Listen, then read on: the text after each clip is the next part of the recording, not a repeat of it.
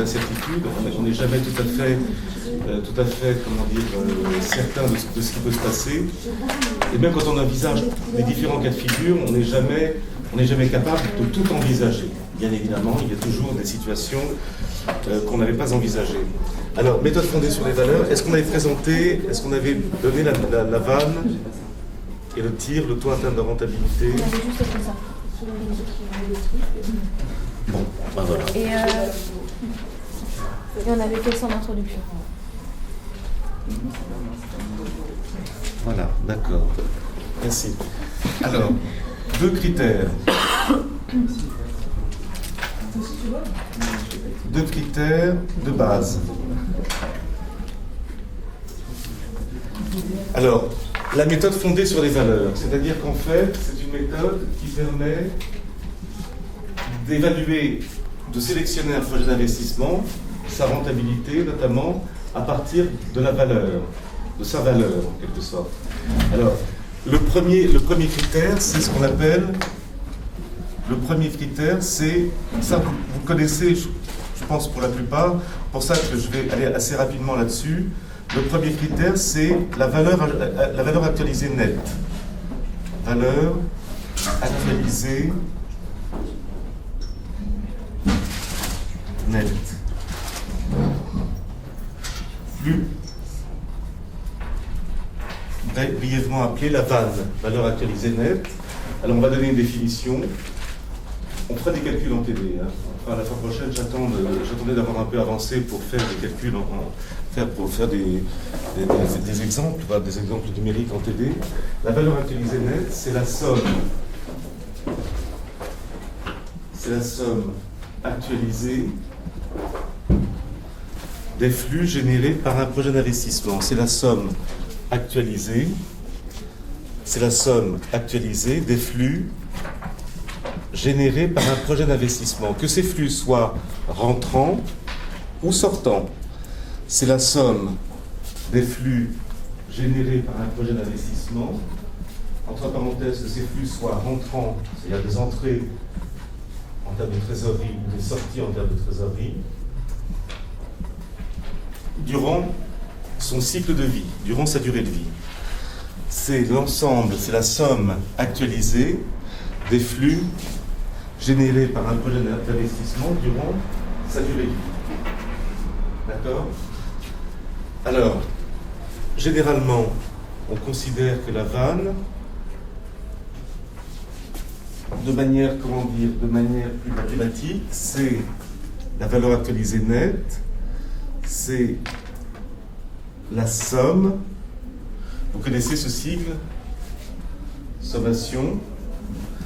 I, c'est les années allant de 0 à petit n, n étant la durée de vie, n c'est la durée de vie, 10 ans, 20 ans de ce projet d'investissement, ou 3 ans simplement,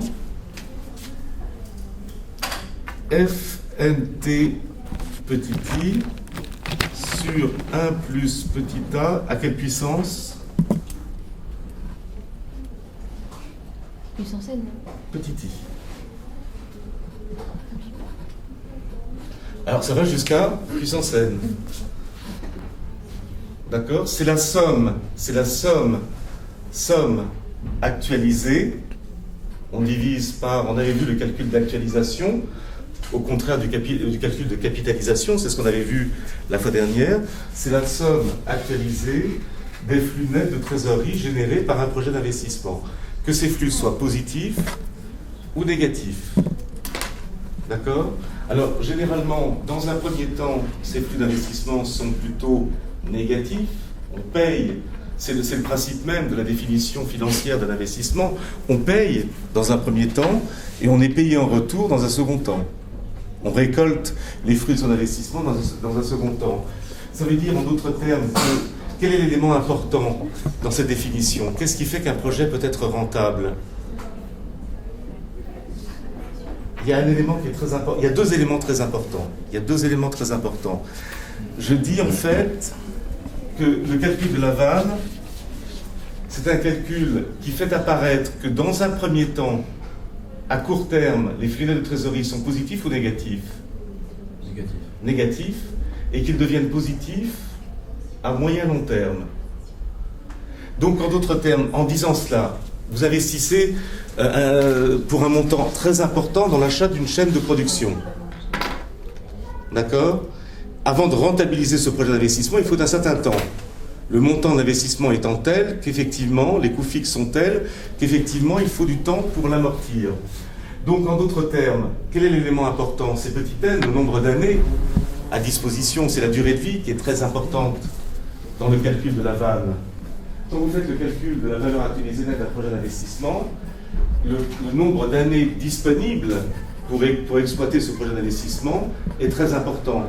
Plus petit n est lointain, plus petit n est grand, plus la durée de vie est importante, plus l'issue du projet est lointaine et plus vous avez le temps de rentabiliser le projet d'investissement. Donc c'est un critère qui fonctionne, à votre avis, pour des projets importants ou pour des projets peu importants ? Ou alors, je vais dire les choses autrement. Est-ce que c'est un critère qui favorise les projets lourds ou les projets légers ? Lourd. À l'inverse. Pourquoi ? Parce que lourd, logiquement, il met plus de temps à...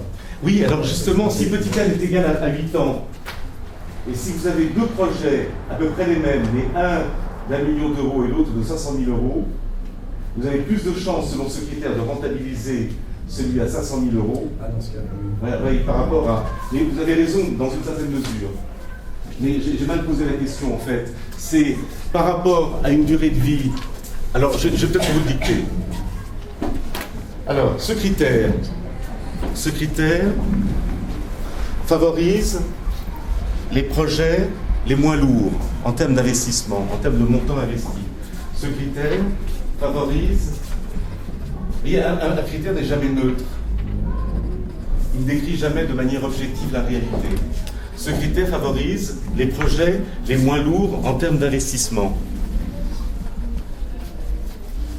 Ce critère favorise les projets les moins lourds en termes d'investissement pour une durée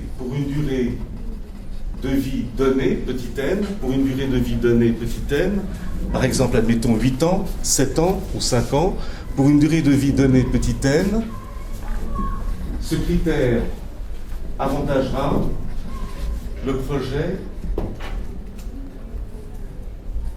ce critère avantagera le projet dont le montant d'investissement est le plus faible. Ce critère avantagera le projet dont le montant d'investissement est le plus faible. Ce critère avantagera le projet d'investissement dont le montant est le plus faible, sachant que ça c'est le point important, c'est ce qui explique le fait que ce critère avantage les projets plutôt légers que les projets lourds, sachant que dans le cadre d'un projet d'investissement,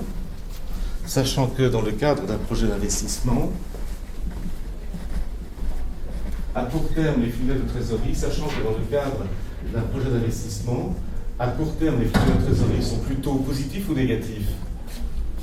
Négatifs, sachant que dans le cadre d'un projet d'investissement, à court terme, les filets de trésorerie sont plutôt négatifs, et ils ne deviennent positifs qu'à moyen long terme.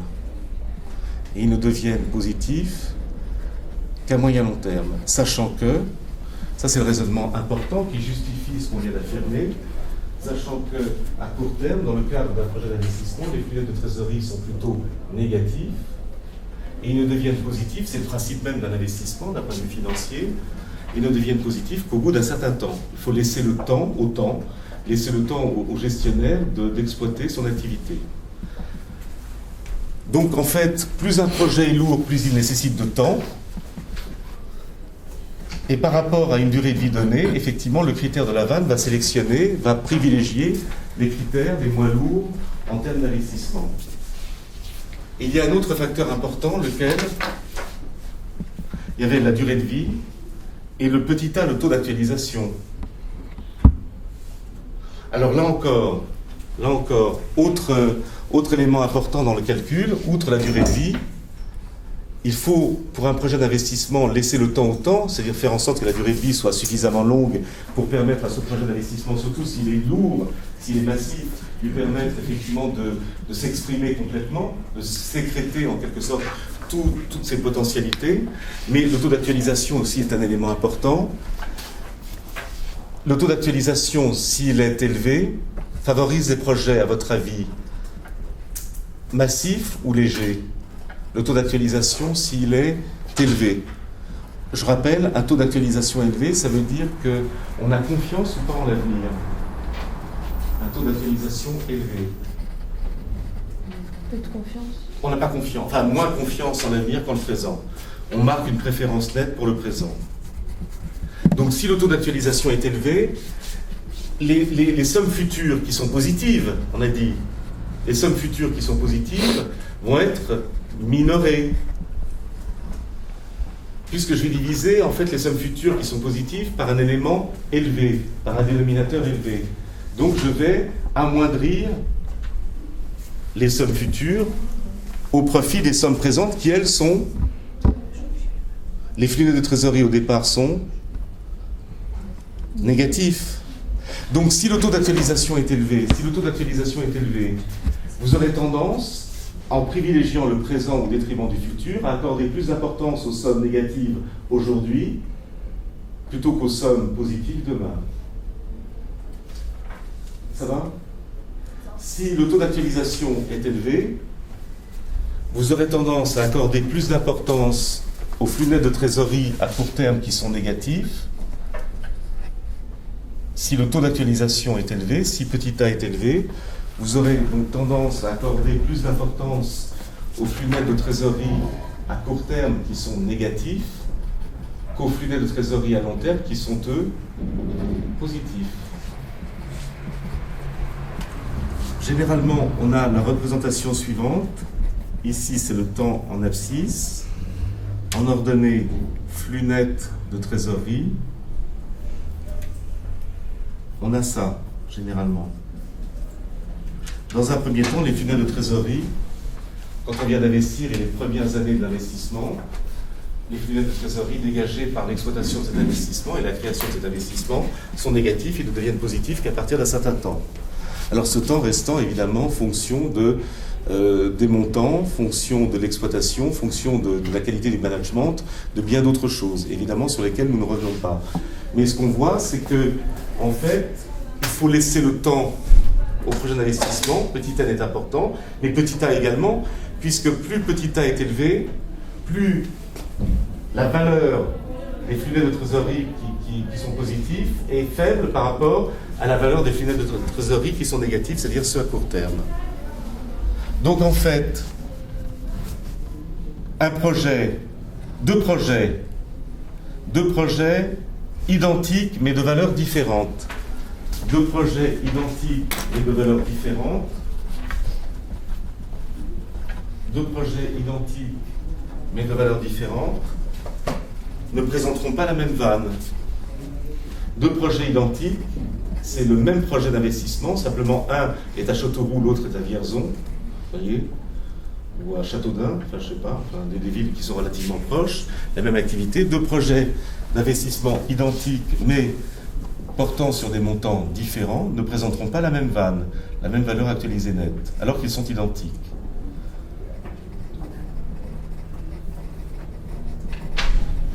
Le projet qui sera avantagé sera lequel? Celui avec l'investissement court. Voilà, plus léger. On va dire court, pas forcément, mais plus léger. Pour un petit N et un petit A donné, c'est l'investissement le plus léger qui sera valorisé, qui sera privilégié selon cette méthode. Donc ça paraît logique que les entrepreneurs préfèrent un projet qui leur coûte moins cher. Oui, tout à fait. Oui, mais alors dans ce cas-là, vous n'investissez pas dans des projets massifs. Si vous ne retenez que ce projet-là, que ce critère-là, vous n'investissez plus. Non, mais si ils ont deux projets identiques, ils vont forcément prendre le moins cher. Ça tombe sous le sens. Attendez, deux projets identiques, mais généralement, le plus massif présentant des frais fixes plus importants peut permettre là, dans la partie, au bout d'un certain temps, des flux nets de trésorerie plus positifs que l'autre. Mais il faut attendre. Et si vous avez un taux d'actualisation élevé, vous n'avez pas envie d'attendre. Si vous n'avez pas confiance en le futur. Un taux d'actualisation élevé, ça veut dire qu'en fait, on accorde plus d'importance au présent.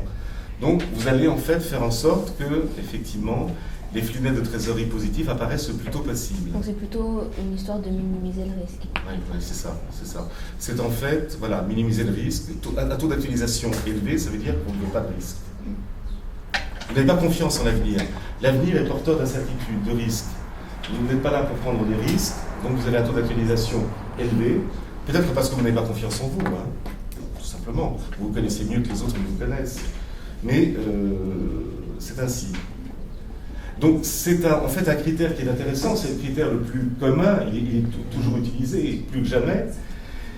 Mais en fin de compte, il a un biais, il présente un biais. C'est-à-dire que selon ce critère, entre deux projets identiques, celui qui est plutôt rentable à long terme et qui pourrait l'être très fortement ne sera pas forcément sélectionné par rapport à un projet qui est rentable, plutôt rentable à court terme, mais qui globalement, sur la durée de vie du produit, le sera moins. Parce qu'en règle générale, c'est comme les coûts fixes. Un projet d'investissement au montant très important, ce sont des coûts fixes importants. Or, un projet avec des coûts fixes importants, est-ce qu'il est potentiellement plus rémunérateur ou moins rémunérateur qu'un projet avec des coûts fixes moins importants?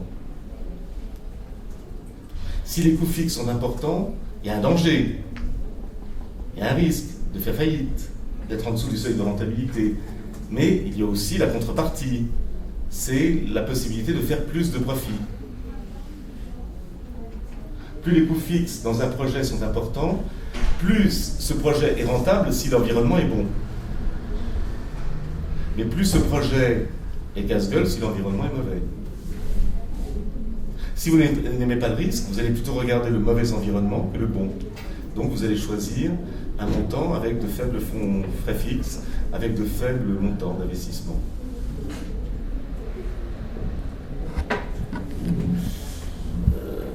C'est un critère qui présente ses limites, oui. Quand vous parlez de l'environnement, l'environnement, là j'investis dans une chaîne de production en France. Si la crise continue, c'est pas forcément l'idéal pour moi.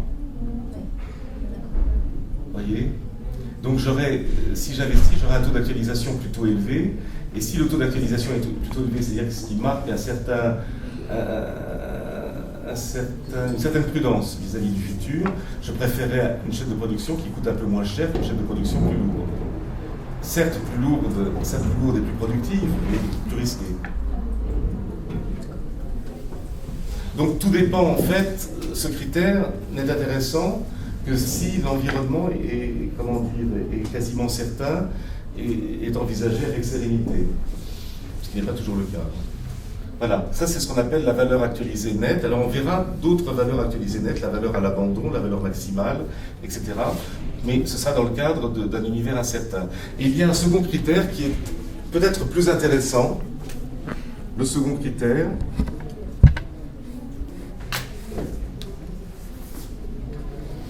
c'est, est-ce que vous l'avez vu, le taux interne de rentabilité? Taux interne de rentabilité.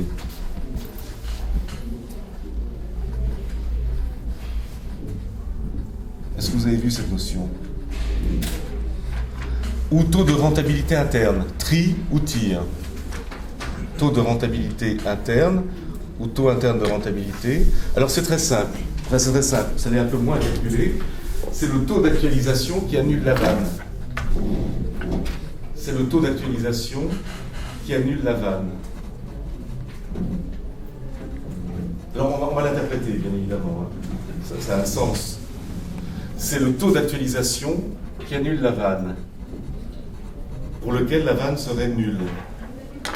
C'est-à-dire, c'est le taux d'actualisation à partir duquel le projet cesse d'être rentable. C'est un peu l'équivalent du seuil de rentabilité.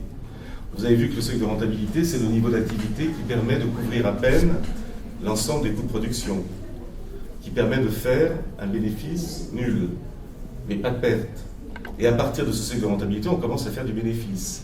Eh bien, c'est la même chose. Le taux d'actualisation qui annule la vanne, le taux interne de rentabilité, c'est le taux maximum d'actualisation que peut supporter un projet d'investissement. Alors, je vais le définir autrement.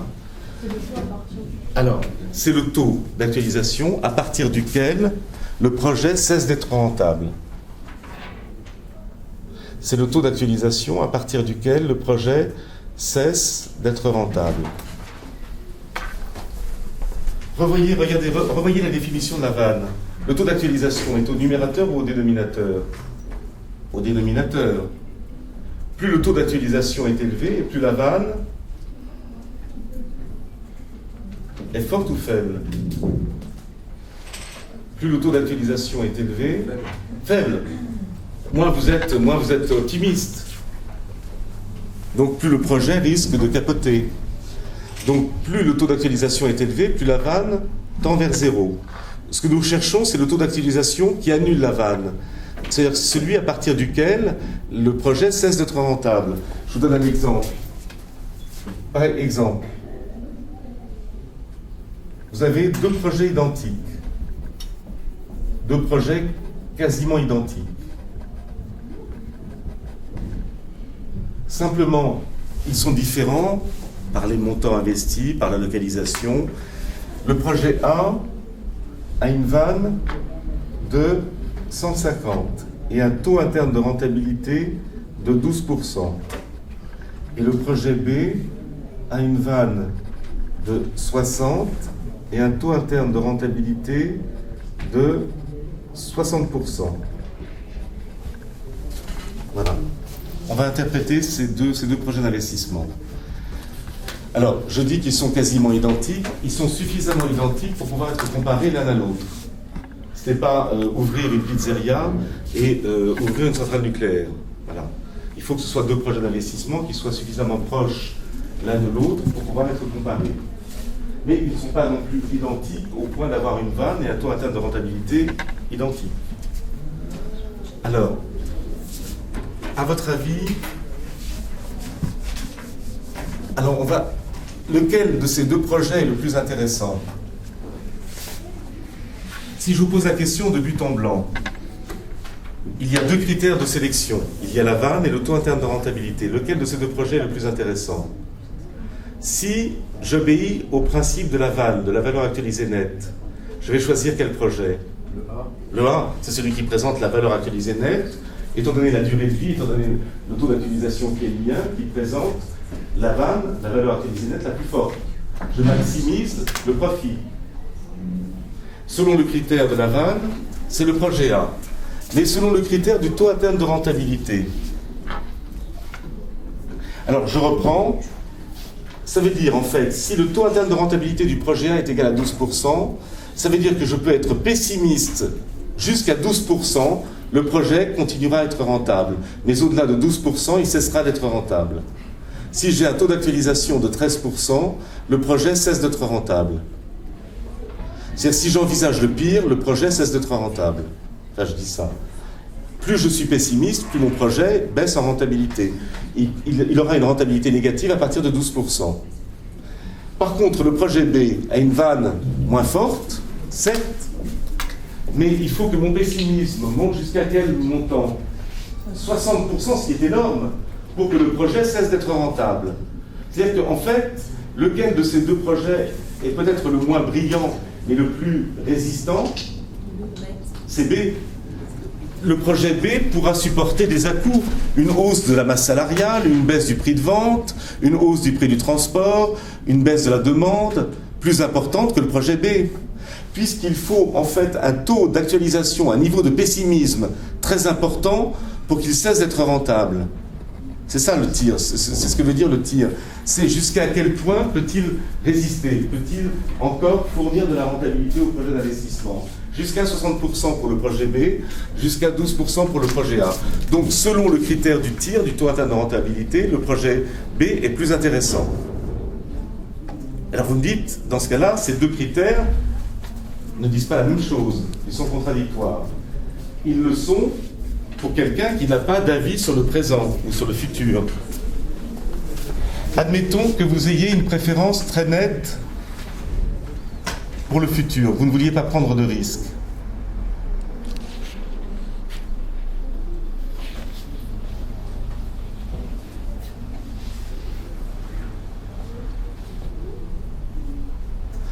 Ou alors je vais dire, admettons que vous vouliez un projet sûr, à la rentabilité tout à fait moyenne, mais sûr. C'est le projet B.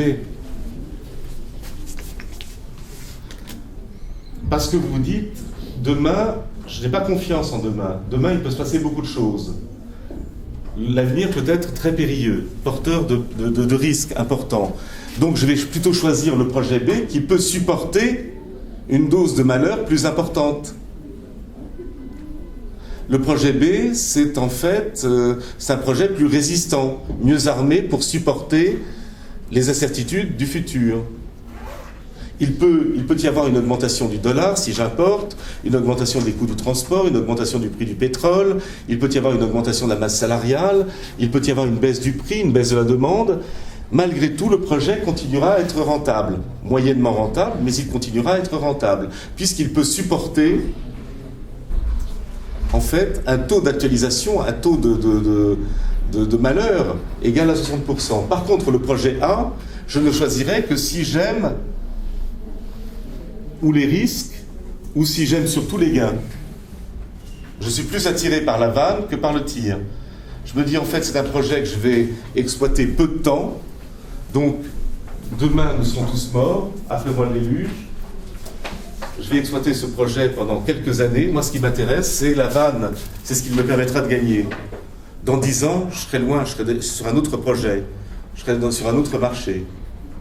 Vous voyez? Donc en fait, il n'y a pas contradiction entre ces deux critères, il n'y a contradiction qu'en apparence, il n'y a pas contradiction parce que si vous aimez un projet stable et si vous n'avez pas confiance en l'avenir, c'est le projet B et c'est le tir qui compte pour vous, c'est le taux interne de rentabilité.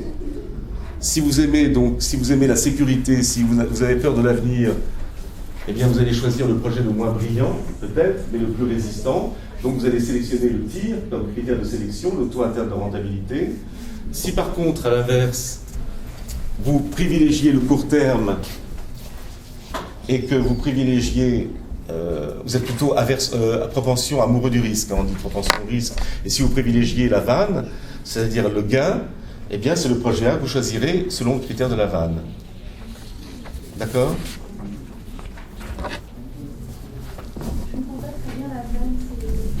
La vanne, c'est en fait 150, ça veut dire que sur la durée de vie du projet d'investissement, il y aura en transfert net, c'est-à-dire rentrée moins sortie, plus 150.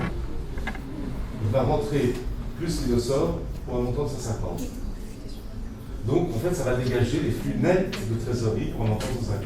Vous y gagnez. On y gagne pour le second projet, mais moins. Et c'est actualisé, hein. D'accord ? Donc il n'y a contradiction qu'en apparence. Dans les faits, il n'y a pas contradiction puisque les investisseurs n'ont pas la même sensibilité et n'ont pas la même approche vis-à-vis du futur. Donc ne vont pas forcément choisir le même critère. Est-ce que ça va pour le taux interne de rentabilité? Alors les calculs, je vous passe les calculs, c'est impossible. Hein. Il faut un logiciel, il faut un Excel. Imaginons par exemple, voilà, exemple, application.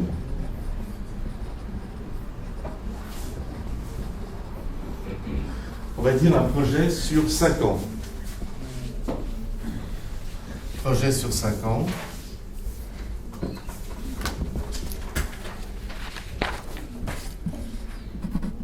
Alors, je vous donne ça.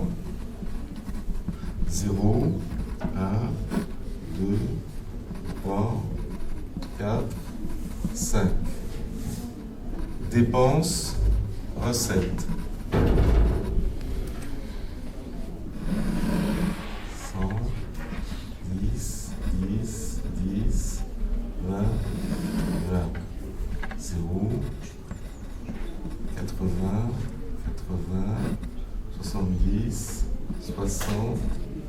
60. Voilà. Alors, c'est le plus dur, c'est de faire ça. Hein. C'est d'estimer les dépenses et les recettes liées à ce projet d'investissement sur la durée de vie. C'est vraiment le plus difficile parce que là, ça relève de l'art divinatoire. C'est-à-dire être capable, à l'aide d'un business plan, d'un compte de résultats prévisionnels, être capable d'estimer par rapport à ce projet d'investissement ce qui va rentrer, ce qui va sortir. Mais admettons que vous soyez capable d'estimer, de construire un tel tableau. Alors, le taux d'actualisation est égal à 0,1, 10%, soit 10%. La valeur actualisée nette, c'est combien? L'année 0. Non, j'ai dépensé 100. Le flux net de trésorerie, c'est moins 100. Est-ce qu'il y a des recettes? Il n'y en a pas, 0. Mais moins 100.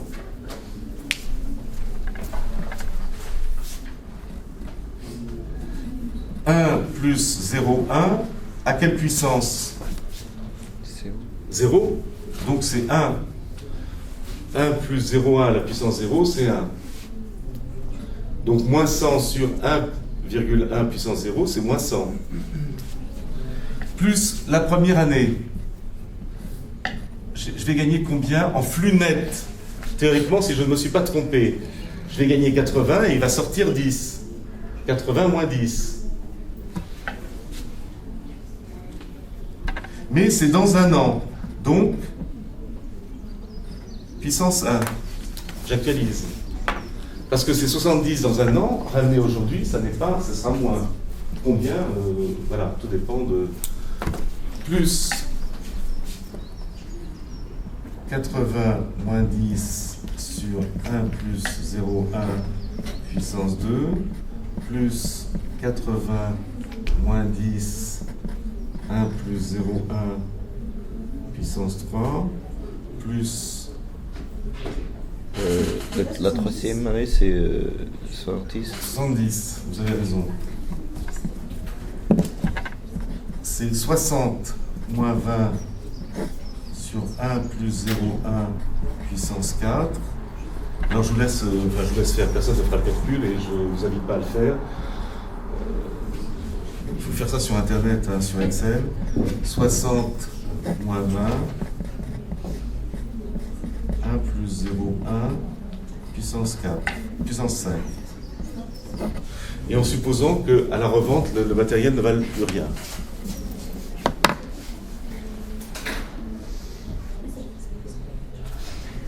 Admettons que ce soit positif. Le calcul, pour montrer la difficulté des calculs, hein, quand on doit faire ça sur une feuille de papier. Hein. Le calcul du tir.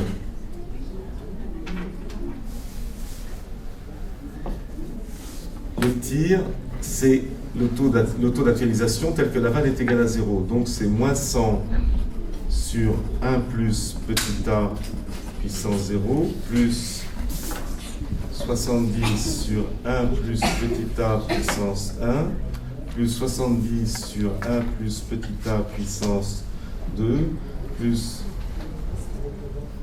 70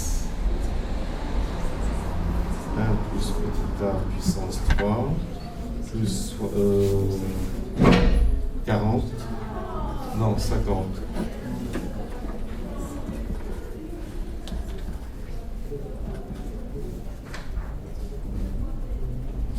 non 3 c'est 60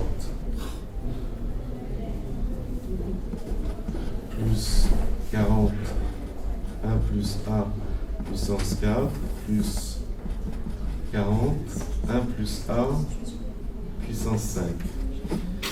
Pour trouver le taux interne de rentabilité petit a, il faudrait résoudre une équation à combien de degrés?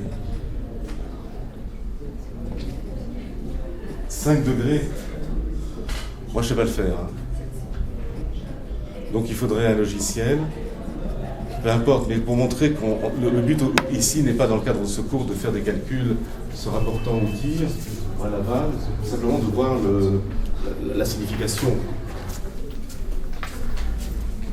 Monsieur, le van est égal le quoi? 0, c'est là, c'est... La vanne, ça c'est le taux d'actualisation, le tir qui annule la vanne. Ah, c'est là. Donc je résoudrai une équation du 5e degré. Allez la résoudre. C'est une signe. C'est vanne est égal à 0 est égal à moins 100. Ah, d'accord. Et une équation, je ne sais pas si vous savez résoudre des équations du second degré. Pour certains d'entre vous, vous avez peut-être oublié déjà. C'est les spémates ont dû faire ça. Comment? C'est pas, en S, on n'allait pas jusqu'à l'équation du 5. En S? Ah, 5e, non, 5e degré, non. C'est seulement les spémates, les S spémates, et encore. Ah bon? Moi, j'ai fait l'équivalent de S, c'était second degré, pas plus. Ah oui, oui. 3e degré? Enfin, moi, j'avais maths, hein, c'était ma spécialité. Mais... Oui. Ah, j'ai peut-être fait 3e degré, mais je m'en souviens. Mais pourquoi c'est écart de CO? Comment? La vanne. La vanne, parce que le taux interne de rentabilité, c'est le taux d'actualisation petit a qui annule la vanne, pour lequel la vanne cesse d'être positive. D'accord? Regardez, si je mets taux d'actualisation et vanne, qu'est-ce que j'ai comme relation? Croissante, décroissante. Quand le taux d'actualisation augmente, les valeurs, Décroissant. voilà. Le taux interne de rentabilité, c'est le taux d'actualisation qui annule la vanne. La vanne est égale à 0 pour cette valeur.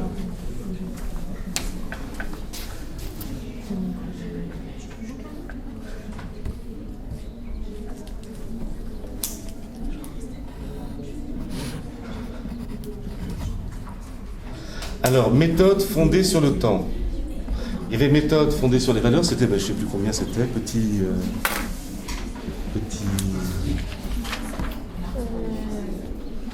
Là, Oui, c'était petit 1. méthode 70 sur les valeurs. C'est petit 1. C'est petit 1. Il y avait déjà un petit 1.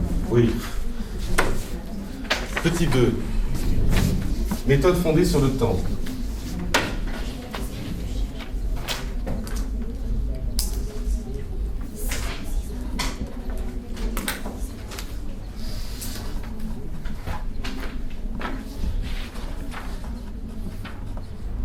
Méthode fondée sur le temps.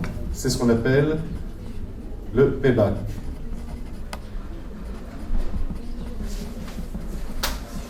Alors, méthode fondée sur le temps et non pas sur la valeur.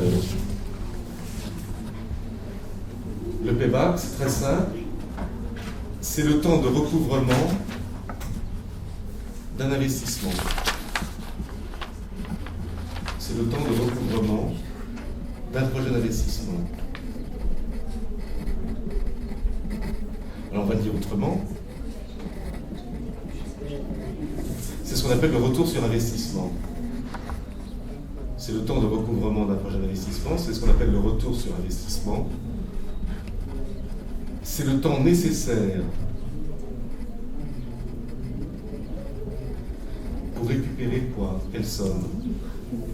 C'est le temps nécessaire, en exploitant le projet d'investissement, pour récupérer la mise initiale.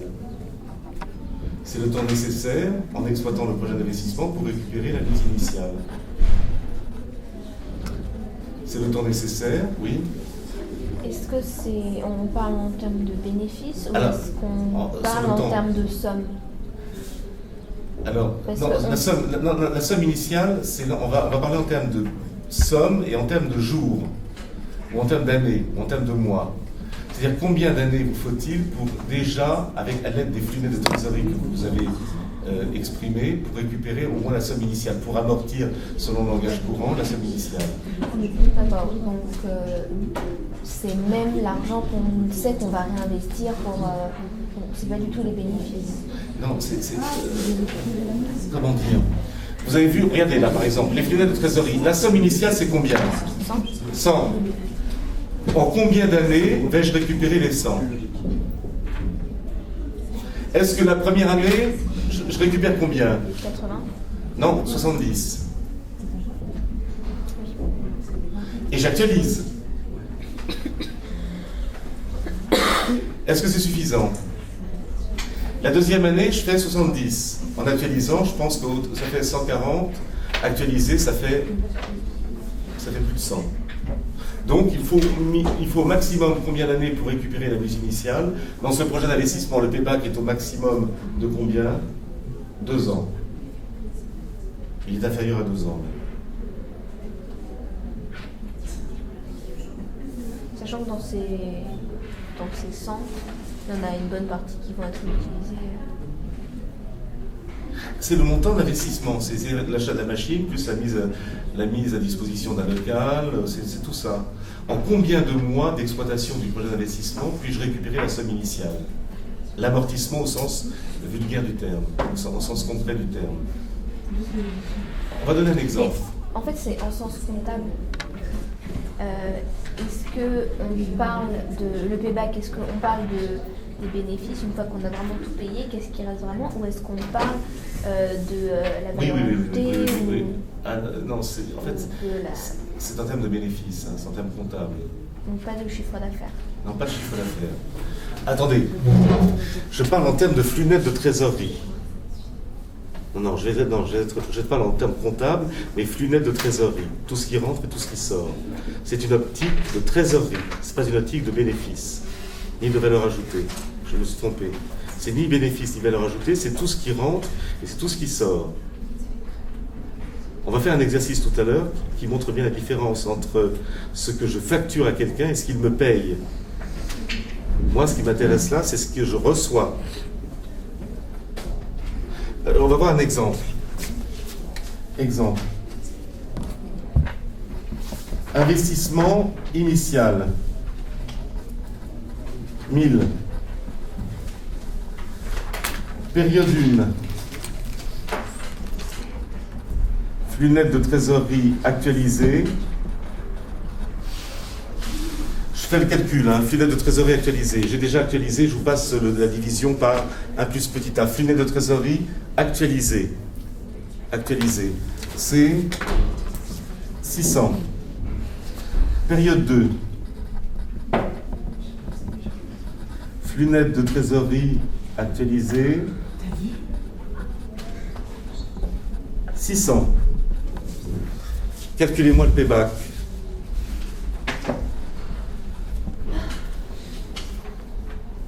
Le payback. On va raisonner en mois. Vous avez marqué quoi pour en dessous de l'initial? L'initial égale 1000. Période 1. Oui, flux net de trésorerie actualisé. J'ai déjà divisé par 1 plus le taux d'actualisation, ça fait 600. Et la seconde année, j'ai divisé. 20 mois. Alors oui, le payback, trouver le payback par mois. En combien de mois d'activité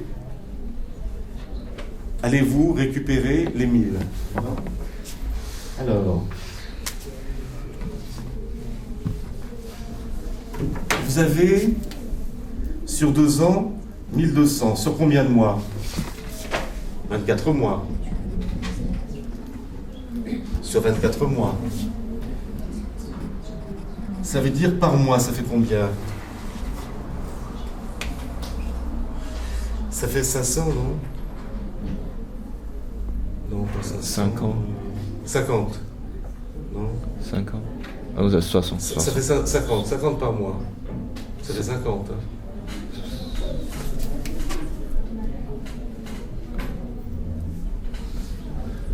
Et vous avez raison.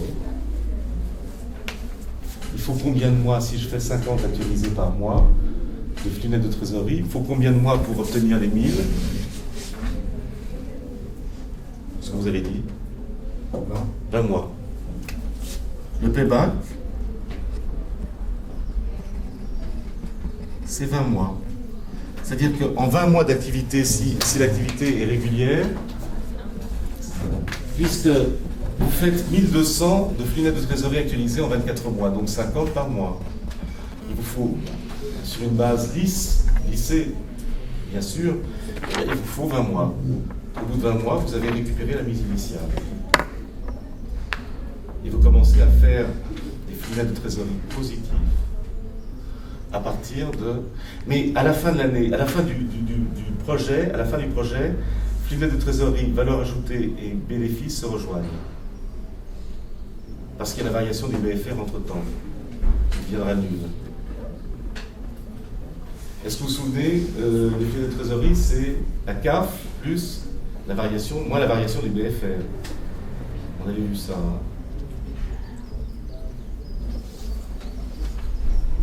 Est-ce que ça va pour le payback? Donc vous allez choisir, selon le critère du payback, vous allez choisir quel projet. Celui qui présente le payback le plus important ou le plus faible? Le plus faible. Évidemment, plus le payback est important, plus vous prenez le risque, plus vous prenez le risque de ne pas récupérer la somme engagée.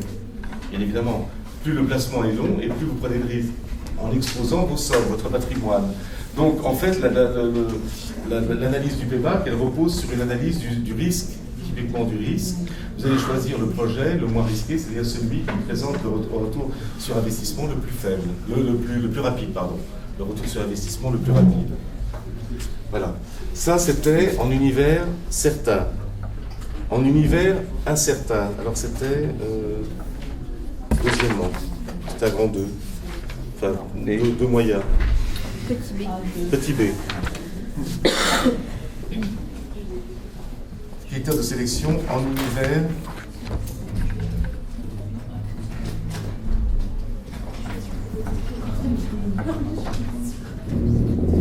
incertain. Critères de sélection en univers incertain.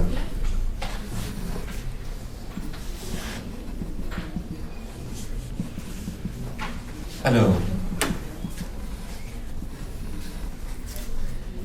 je vais exposer les faits, mais on va pas faire de calcul très savant.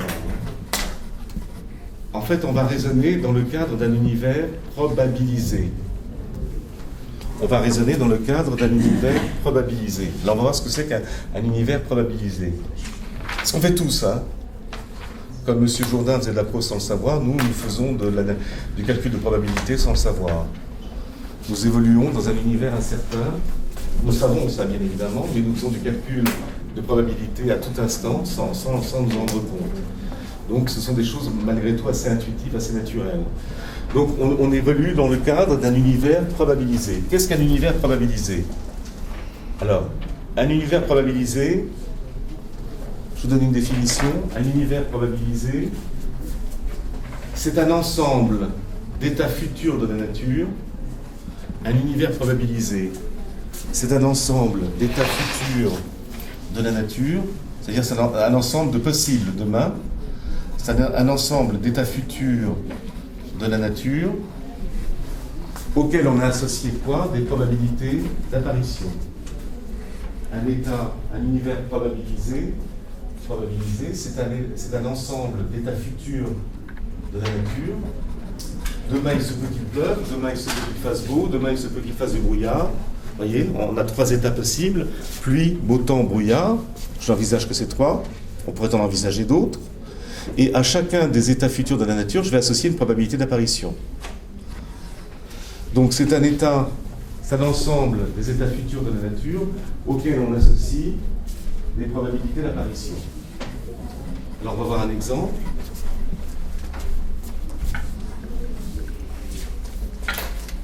Exemple, le temps demain.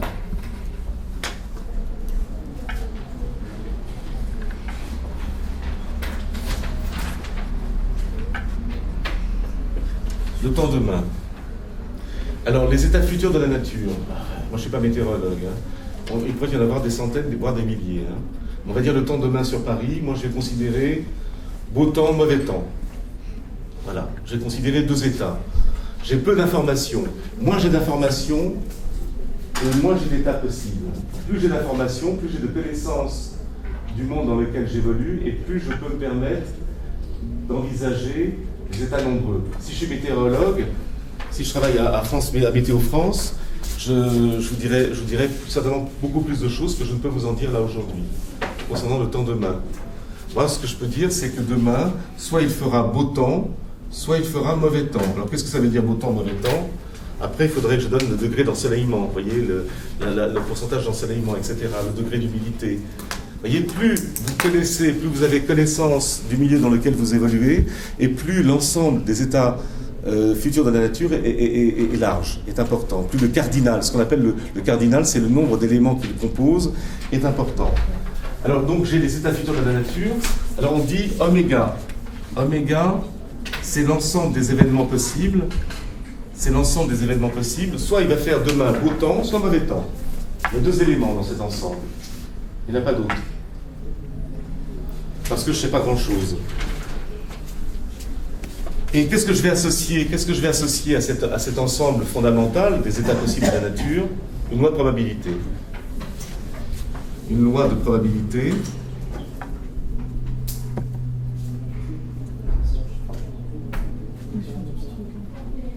PI, sachant que la somme des PI, I allant de 1 à combien? Il y a combien de possibles? 1 à 2. Ça fait combien? La somme des probabilités fait 1. Alors, maintenant, je vais vous dire, moi, selon moi, on m'a dit, j'ai entendu partout qu'il allait faire très beau ces prochains jours, je dis 80%. Beau temps. Et P2, mauvais temps, oui, 20%. Voilà. Évoluer dans un univers probabilisé, c'est être capable de dire demain, il peut soit faire beau temps, soit mauvais temps, et être capable en plus d'associer à chacune des occurrences, des possibilités, une probabilité d'apparition. Est-ce qu'on a vu des exemples avec des urnes? Les boules rouges, boules noires. Oui, voilà, on a vu ça. Donc, voilà. Donc, être rationnel en économie, être rationnel en finance, c'est être capable d'envisager les états futurs possibles d'un projet d'investissement et d'associer à chacun des états une probabilité. Donc, en fait, en univers incertain, en fait, la valeur actualisée nette va devenir cette fois-ci probabilisée.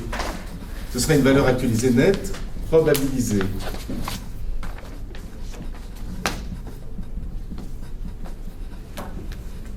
Ce serait une valeur actualisée nette, probabilisée. Alors je vous donne un exemple. C'est-à-dire en tenant compte cette fois-ci des états futurs de la nature et des probabilités liées à son apparition. Je vous donne un exemple. Donc c'est toujours le calcul de la valeur actualisée nette, mais en tenant compte de certains états possibles. Par exemple, N, c'est 10 ans. Taux d'actualisation, c'est 8%. En univers incertain, je vais dire, voilà, la vanne va dépendre, je vais dire, si j'investis, dans 10 ans, soit la conjoncture sera bonne, soit elle sera médiocre, soit elle sera mauvaise. Je pourrais aller encore plus précisément, hein, encore plus loin. Donc, conjoncture bonne,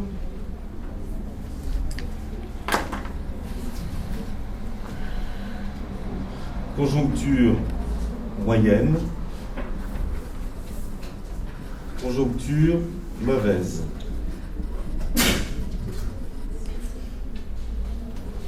Alors, si la conjoncture est bonne, je dirais par exemple que la vanne de mon projet d'investissement est égale à 200. Si la conjoncture est moyenne, 120. Et si la conjoncture est mauvaise, 10. 230. 330. Oui, c'est bon. D'accord? J'ai fait des calculs et je trouve qu'en fonction des états possibles de la nature, bon, moyen ou mauvais, la valeur actualisée nette ne sera pas la même, bien évidemment. Si la conjoncture est bonne, mon projet d'investissement sera rentabilisé. Si la conjoncture est mauvaise, là encore, je ne ferai pas de perte. Mais qu'est-ce que je dois encore associer? Qu'est-ce que je dois encore évaluer? J'ai considéré les états possibles de la nature, maintenant c'est les probabilités. Ça nécessite une certaine connaissance du marché. Je dis par exemple, j'ai 40% de chance pour que la conjoncture soit bonne, 40% de chance pour qu'elle soit médiocre et 20% de chance pour qu'elle soit mauvaise. Et quelle est la vanne probabilisée?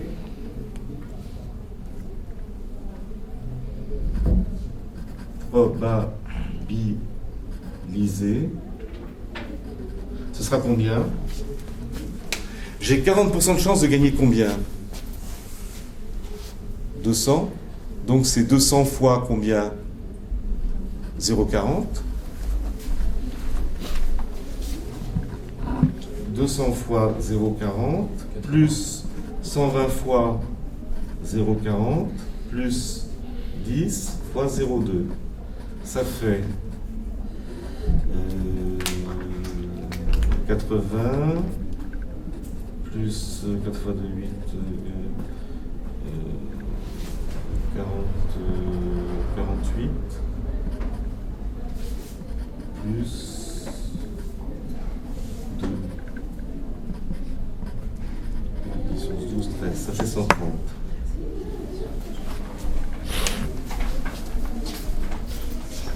On va l'interpréter.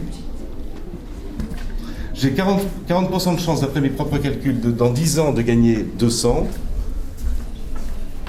40% de chance de gagner que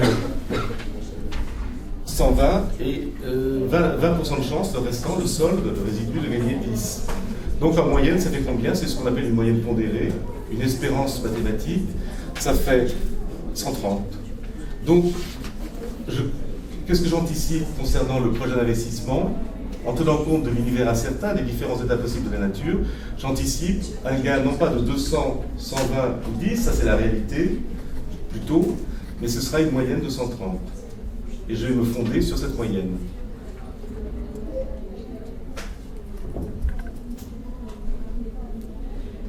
Et si vous ne connaissiez rien du tout au futur, qu'est-ce que vous feriez? On serait dans ce qu'on appelle une situation laplacienne, Laplace. Si vous faites ce calcul, mais en disant, moi dans 10 ans, je ne sais pas où j'en serai. Je ne sais pas quelle sera la conjoncture, c'est des boules de cristal. Qu'est-ce qu'on fait dans ce cas-là en termes de probabilité? Si on ne sait rien, on ne sait pas quelles sont les chances d'être dans une bonne conjoncture dans 10 ans, dans une mauvaise ou une moyenne. Qu'est-ce qu'on met comme probabilité? Un tiers, un tiers, un tiers? On ne sait pas. Donc on accorde autant de probabilités d'apparition à la bonne conjoncture, à la mauvaise ou à la médiocre. Donc en fait, quand vous avez des distributions de probabilités équiprobables, c'est-à-dire exactement les mêmes, ça veut dire que la personne ne sait rien. Si par exemple, on me demandait, si je ne vous connaissais pas, si on me demandait, à votre avis, quelle sera votre note? J'essaie de voir dans une boule de cristal, quelle sera votre note? Est-ce que vous aurez la moyenne ou pas la moyenne à cette matière? Ne vous connaissant pas, qu'est-ce que je dirais? Moitié-moitié? Je ne sais rien. Moitié-moitié. Si maintenant je vous connais un peu plus, je vais avoir une loi de probabilité plus précise. D'accord?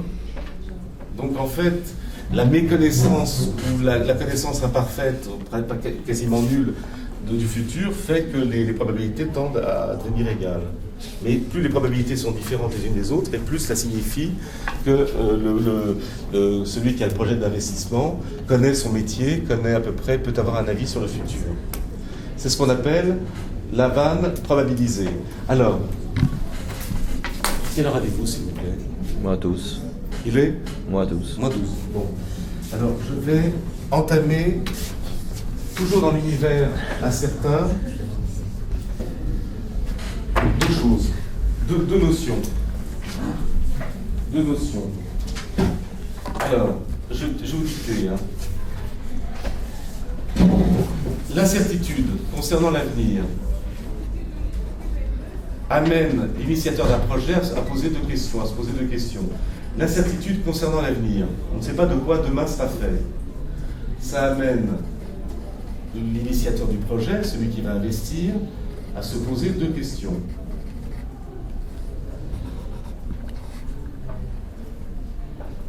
Cela amène l'initiateur du projet, l'initiateur potentiel, bien évidemment, du projet, à se poser deux questions. La première question est celle de la réversibilité.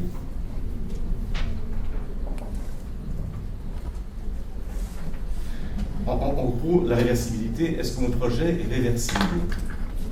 Est-ce que je peux faire machine arrière?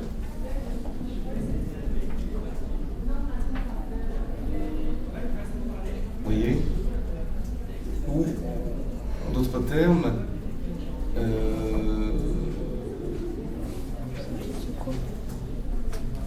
je poserai des questions après. La première question, c'est la question de la réversibilité. C'est-à-dire, le projet d'investissement est-il réversible? Est-ce que je perds tout si ça ne marche pas? En gros, c'est ça.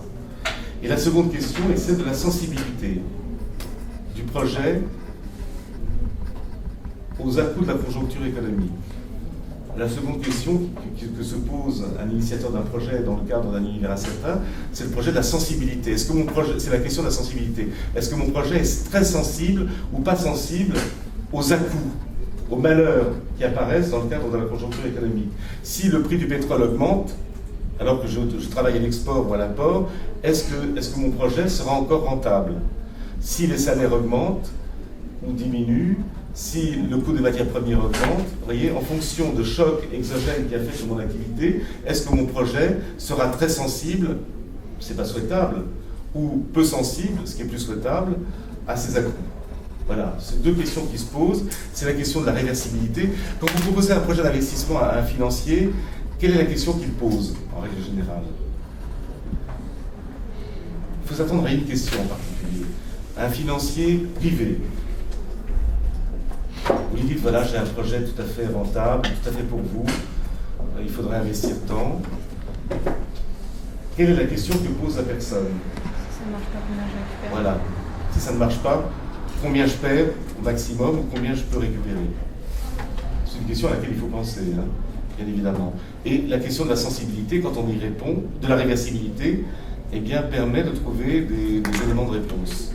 Alors, je vous dictais simplement une phrase avant de finir le cours. C'est tout d'abord la question de la réversibilité. On va énoncer la notion de vanne à l'abandon. Vanne à l'abandon. Ça, ce sont des questions, vous voyez, c'est des questions intéressantes auxquelles il faut penser. Quand vous faites un projet pour vous-même, que vous soumettez un projet à quelqu'un, c'est des questions qu'on se pose soi-même et auxquelles quelquefois on n'ose pas répondre, et des questions que posent en tous les cas les financiers auxquels vous vous adressez. C'est, oui, d'accord, d'abord je dois mettre combien, et si tout se passe mal, qu'est-ce qui m'arrive? Est-ce que je récupérerai une partie de la mise? Et combien de temps va-t-on attendre quand ça se passe mal? Est-ce qu'on arrête tout de suite les dégâts ou est-ce qu'on... Vous voyez, il y a différentes questions. C'est ce qu'on appelle la vanne à l'abandon. Il s'agit d'évaluer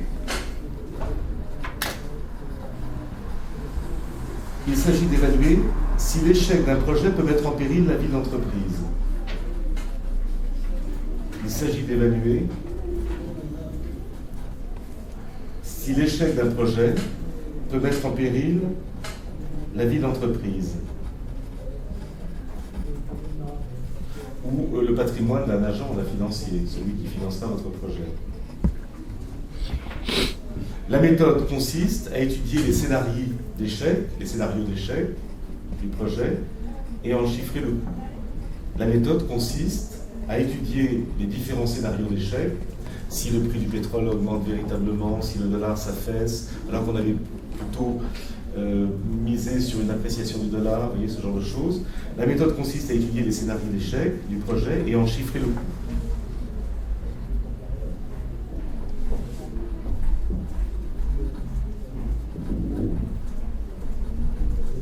Dernière phrase. On calcule par quelle recette ou quelle dépense se solderait l'abandon forcé du projet.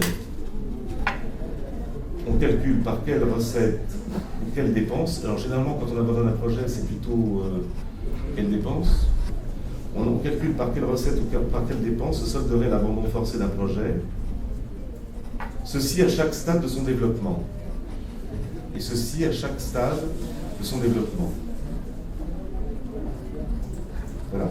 On calcule par quelle recette ou quelle dépense se solderait l'abandon forcé du projet, ceci à chaque stade de son déroulement. En d'autres termes, vous dites, si j'abandonne le projet au bout d'un an, combien ça me coûterait? Au bout de 2 ans, au bout de 3 ans, au bout de 4 ans, au bout de 5 ans, vous voyez? C'est ce qu'on appelle la vanne à l'abandon. C'est-à-dire qu'on calcule la vanne d'un projet au bout d'1 an, 2 ans, 3 ans, 4 ans, 5 ans, voilà. Si on abandonne le projet au bout de 2 ans, vous n'avez pas gagné d'argent. Il faut attendre au moins 5 ans avant de gagner un peu d'argent. Ça permet de répondre à ce genre de choses. On fera un petit exercice et on verra les caractéristiques de cette vanne à l'abandon. Alors, je reviens sur les partiels. Donc, je reprends en TD avec le cours. un exercice. Je vous dirai exactement de quel type sera cet exercice. En cours, soit vous avez le choix, soit vous travaillez avec le document, ce sera une étude de cas que j'ai déjà faite. Donc je vous dirai en quoi ça consiste, l'étude de cas. On peut en parler un peu tout de suite. C'est un rapport de gestion, c'est-à-dire qu'un gérant fait un rapport sur son activité et sur les comptes de sa société. Il peut mentir. Est-ce qu'il dit la vérité? Est-ce qu'il ment? À vous de savoir. Et puis, il y aura un examen avec, sans document, pardon, ce sont des questions. Qu'est-ce que la vanne à l'abandon? Qu'est-ce qu'un indicateur utilisé? Ce genre de choses. D'accord? Agent de rendez-vous. Vous avez nos copies de... Ah oui, oui.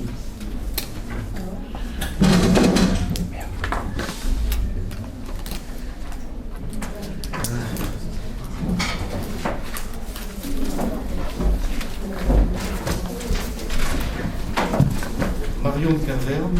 Ça va. Alors, je mets là. Irène Patin. Voilà. Vous la prenez? Ouais.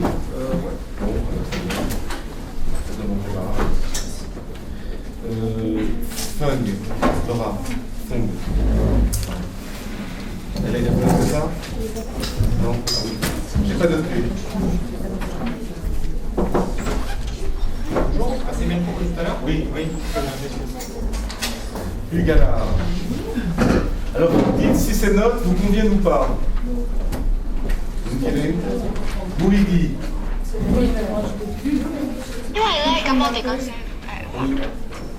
San Maladou. Berbère. Berbard. C'est vous? C'est moi. J'ai pas noté. Non, c'est une affirmation. Voilà. Si faire. Et alors. Si faire. Les amis. Monsieur, c'est un clair point. Les amis. Personne. Mademoiselle.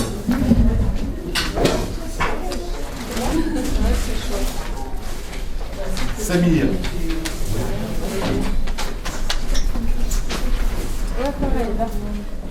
Votre prénom, c'est Annie? C'est? Non, on n'a pas fait un petit peu. Ah, moi aussi, Ah, vous m'avez pas fait. Et regarde, après là. Ça. Chouette. Je crois. Voilà, c'est vous. Vous me dites si la note vous convient ou pas. Tournoi. Pas noté.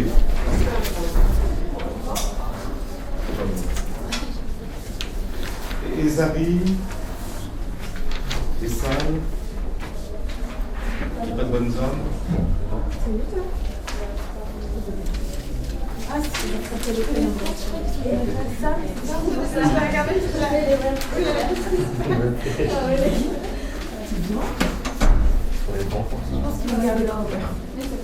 Ah, c'est vous m'avez. C'est? Si, non, j'ai vu. Non, c'est les commentaires qui manquent. Non, c'est la Tous les commentaires. Pour Oui, le contour.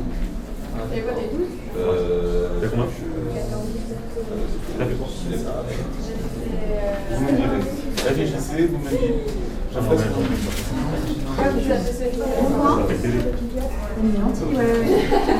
Ok. Voilà, c'est moi. Vous dites si vous les gardez ou pas. Non, mais en fait, je pense que c'est parce que la lentille est plus épaisse. Voilà, vous avez le choix. Gardez ou pas.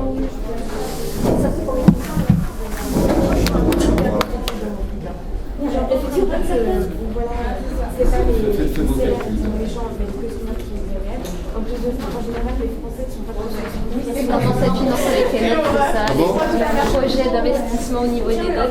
C'est ça. Ah, c'est TD ça?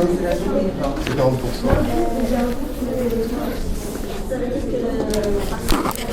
40%.